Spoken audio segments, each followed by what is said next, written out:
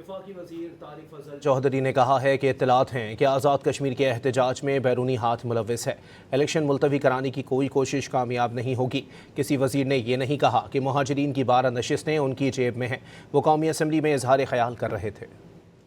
آزاد جموں و کشمیر کا جو انٹرم کانسٹیٹیوشن ہے اس میں کوئی گنجائش نہیں ہے کہ الیکشن کسی طرح بھی التوا کا شکار ہوں، نہ وہاں پہ کوئی انٹرم گورنمنٹ کا کانسیپٹ ہے، نہ وہاں پہ کوئی اور ایسی پروویژن دی گئی ہے کہ الٹرنیٹیولی الیکشن ملتوی کیا جا سکے۔